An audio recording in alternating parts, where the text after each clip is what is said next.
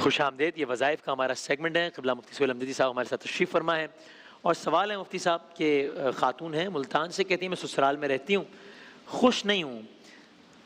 کہتی میرا قصور یہ ہے کہ میرے سسرال والوں کا میں کوشش تو کرتی ہوں لیکن کامیاب نہیں ہو پاتی. مطلب خود کہہ رہی ہیں کہ میں کوشش کرتی ہوں خوش کرنے کی، کامیاب نہیں ہو پاتی. کیا کوئی ایسی دعا ہے جو ہمہ گیر ہو اور اس ایک دعا کو یاد کر کے اپنا وظیفہ بنانے سے ہم آنے والی برائیوں اور بری عادتوں سے نجات پائیں؟ کوئی ایک دعا ہی ہو جو میں صبح و شام پڑھ لیا کروں. خود کہہ بھی رہی ہے کہ مجھے خود بھی لگتا ہے کہ میں ایسی چیزیں کرتی ہوں جس سے وہ ناراضگی ان کی بجا بھی ہوتی ہے، تو میں کیا کروں؟ میں بسم اللہ الرحمن الرحیم. اللہم صلی علی سیدنا و مولانا محمد وعلی آلہ و اصحابہ وبارک وسلم.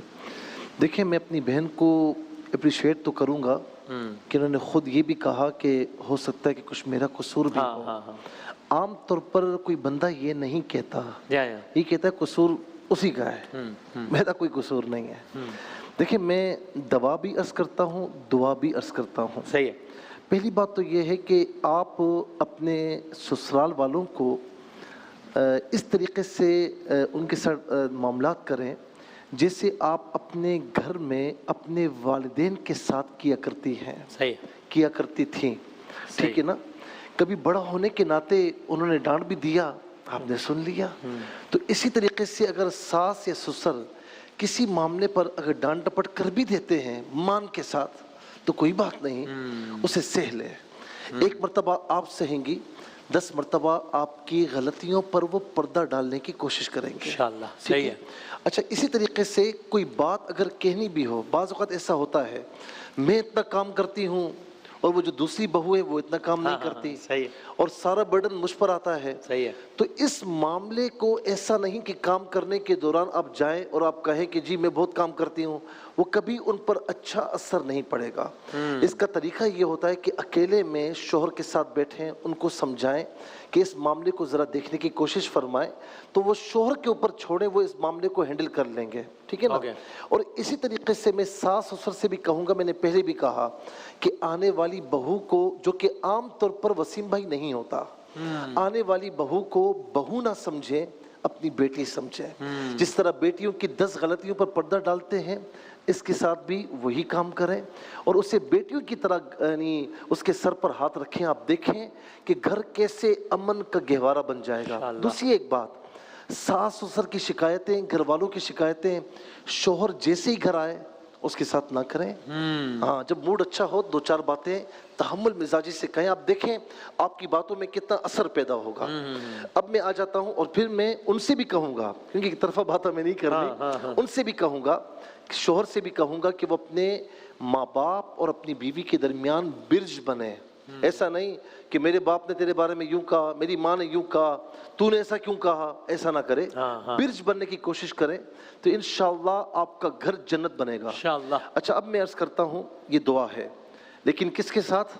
نماز کی پابندی کے ساتھ. وہ تو ضروری ہے. ہم نماز کی پابندی نہ کریں اور پھر کہیں کہ میں نے دعا پڑھی کچھ بھی نہیں ہوا. میرے پاس ایک بندہ آیا اور اس نے کہا کہ یہ مسئلہ ہے. میں نے کہا یہ وظیفہ پڑھ لو. کہتا آپ نہیں پڑھ سکتے. اچھا، وظیفہ بھی آپ پڑھتے ہیں؟ جی. کبھی ڈاکٹر سے کہا ہے کہ دوا آپ نہیں کھا سکتے، انجیکشن آپ لگوا لیں. جو بیمار ہے، جس کے ساتھ معاملہ ہے، اسے وہ کرنا ہوگا. اچھا، نماز کی پابندی کے ساتھ صبح فجر کی نماز کے بعد اور رات کو عشاء کی نماز کے بعد. ٹھیک ہے. اچھا، یہ چونکہ توجہ والا معاملہ ہے، کنسنٹریشن والا معاملہ ہے، جائے نماز پر بیٹھ کر نماز کے بعد یہ دعا کریں. اور یہ دعا نبی رحمت صلی اللہ علیہ وسلم کے الفاظ مبارکہ ہیں. ہاں، ان کے وسیلے سے پڑھیں گے انشاءاللہ آپ کا کام ہو جائے گا.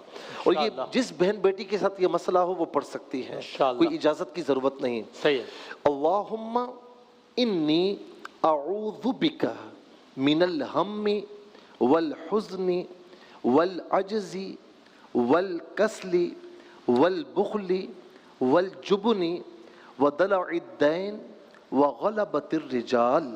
اے اللہ، میں غم اور حزن سے، عاجزی اور کسل مندی سے، کسل مندی سستی سے، صحیح ہے، بخیلی اور بزدلی سے، قرض کی کثرت اور قرض داروں کے دباؤ سے تیری پناہ میں آتا ہوں.